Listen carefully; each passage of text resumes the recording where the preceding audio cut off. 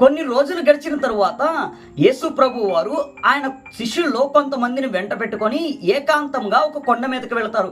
అక్కడ ప్రార్థన చేస్తుండగా ప్రభు యొక్క వస్త్రములు బహు తెల్లగా మారతవి. ఈ లోకంలో ఉన్న ఏ చాకిలి కూడా అంత తెల్లగా చేయలేడు. ప్రియమైన దేవుని బిడ్డలారా, ఈ యొక్క వచనాన్ని మనం ధ్యానం చేసినట్లయితే మనము కూడా క్రీస్తుతో ఏకాంతముగా గడిపిన పిమ్మట మన వస్త్రములు తెల్లగా మార్చబడతాయి. అనగా మన యొక్క హృదయము, మన యొక్క మనసు తెల్లగా మార్చబడుతుంది. ఈ లోకంలో దేవుళ్ళు అనబడుతున్న వాళ్ళే కానీ, దేవతలు అనబడుతున్న వారే కానీ ఎవ్వరూ చేయలేని అంత పరిశుద్ధంగా మన హృదయం మార్చబడుతుంది, మన మనసు మార్చబడుతుంది. ప్రియమైన దేవుని బిడ్డలారా, అటు పిమ్మట మోషే, ఏలియా వచ్చి ప్రభువుకి పరిచర్య చేస్తారు.